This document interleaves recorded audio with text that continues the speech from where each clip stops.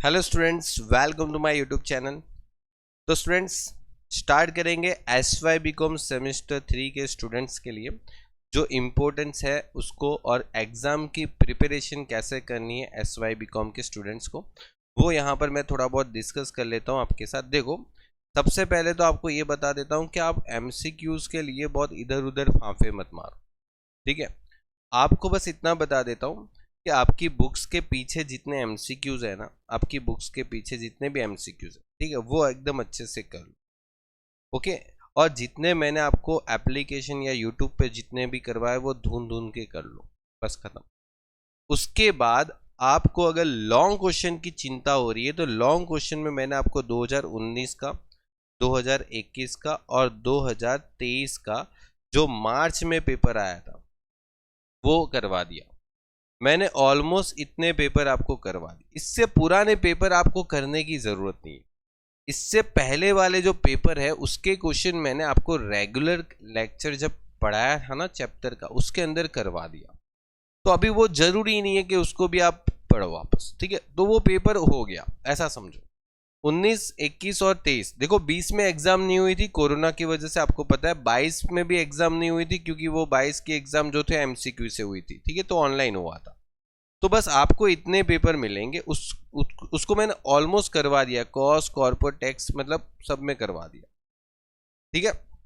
Tax का मैं बाद में डिस्कस करता हूँ, कॉस्ट कॉर्पो में तो मैंने आपको ये अच्छे से करवा दिया। अब यहाँ पर इतना कर लो, बहुत है, ठीक है। पास आउट से तो ज़्यादा मार्क्स लाओगे, मैं तो बोलूँ एवरेज से ज़्यादा मार्क्स लाओगे, ठीक है। उतना हाइप मत बनाओ कि यार एमसीक्यू कहाँ से पढ़े, मैच द कॉलम कहाँ से पढ़े। अब ये मैं थियरी दे रहा हूँ, उसमें देखो समझो कि कैसे पढ़ना है, क्या क्या इसमें से पूछ सकते हैं। देखो, अगर आप इसके एडवांटेज पढ़ते हो ना, ठीक है, तो इस एडवांटेज को पढ़ने से आपको काफ़ी सारे कॉस्टिंग के कॉन्सेप्ट और थियरी क्लियर हो जाती है, ठीक है। कॉस्टिंग क्यों यूज़ होता है, कहाँ पर यूज़ होता है, ठीक है। फिर कॉस्टिंग की प्रोसेस मतलब कौन सी मेथड है जिसमें प्रोसेस कॉस्टिंग है, यूनिट कॉस्टिंग है, ठीक है, बैच कॉस्टिंग है, ये सब पढ़ना है आपको, okay.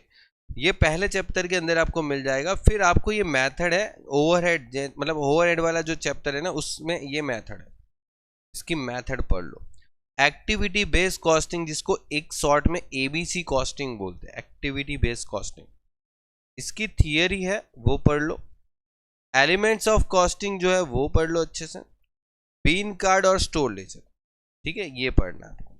ABC system of the store control and ABC classification, ये पढ़ना है। मेथड ऑफ कॉस्ट अकाउंटिंग, ये पढ़ लो। फिर cost centre and cost unit, ये मोस्ट इंपॉर्टेंट है। आप बहुत सारी कॉलेज की इंटरनल में भी ये पूछा था, और ये भी इम्पोर्टेंट है। ये क्यों इम्पोर्टेंट है? क्योंकि इसमें से एमसीक्यू भी आ सकते, पॉसिबल है। ये ओवर टाइम और आइडल टाइम के, मतलब ये भी इम्पोर्टेंट है। पास ईयर के पेपर में एक बार ये थियरी पूछी हुई है। और ये एक इम्पोर्टेंट है टेंडर, ये एक इम्पोर्टेंट है, ठीक है।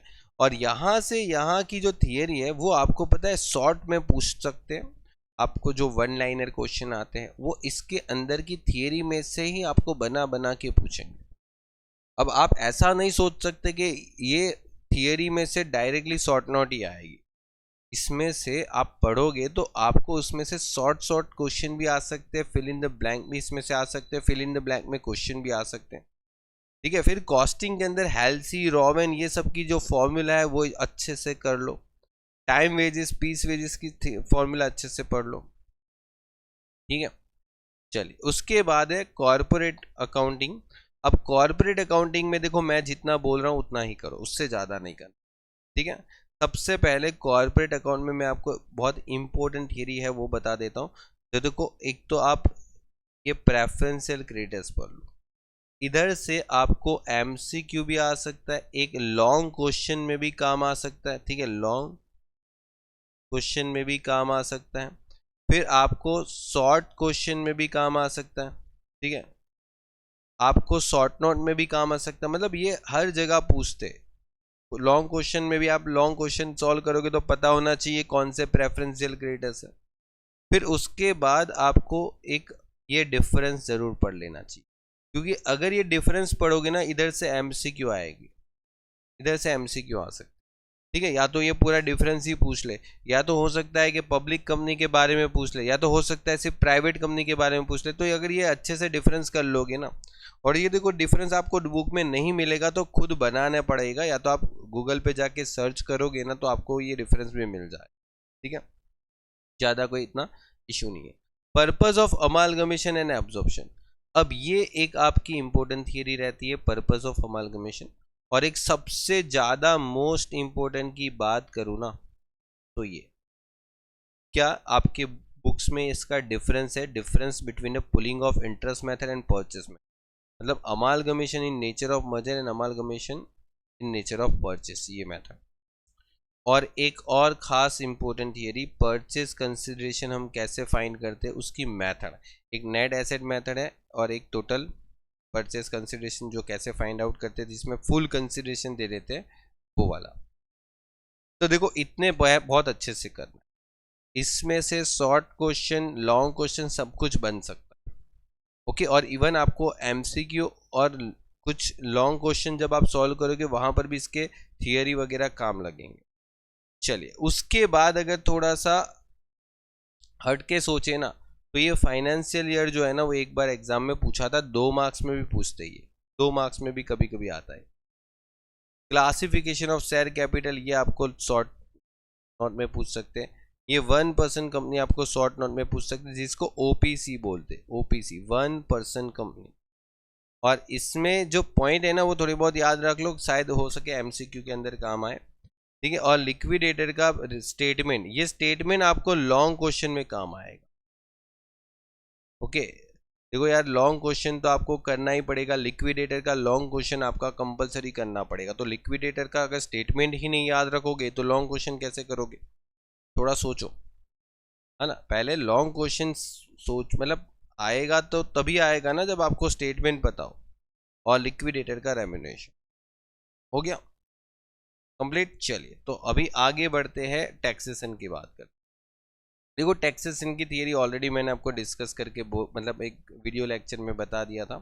ठीक है, फिर भी मैं यहाँ पर आपको एक बार बता देता हूँ कि देखो टैक्सेशन के अंदर सबसे पहले तो ये कर लो, ये आपको पूछ सकते हो। फिर आपको जीएसटी के एडवांटेजेस और चैलेंजेस, और गुड्स एंड सर्विस और composite supply, mix supply, GST registration, input tax credit, ये सब कुछ जीएसटी में से आपको मिल जाए।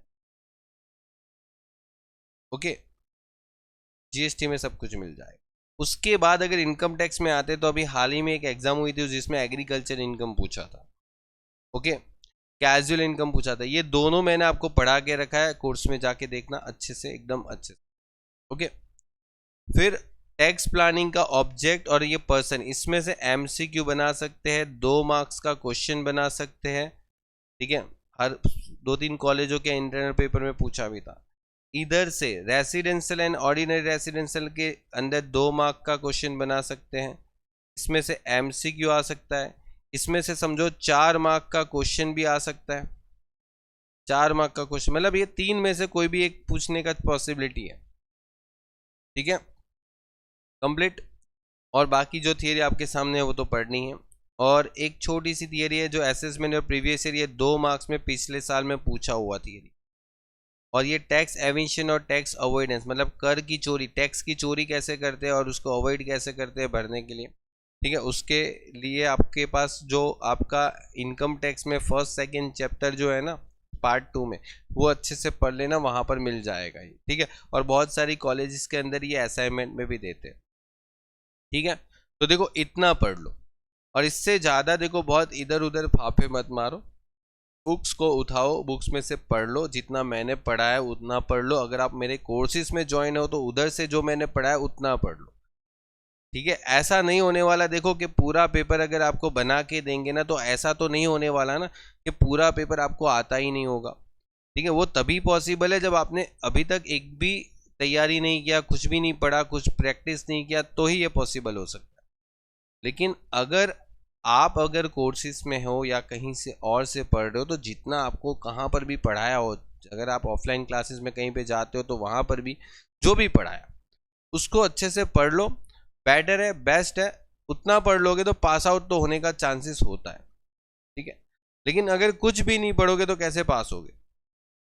ठीक है, तो ये आप जितना मैंने दिया उतना एकदम अच्छे से कंप्लीट करो। ओके, चलिए, तो गुड बाय, टेक केयर और best of luck for your exam.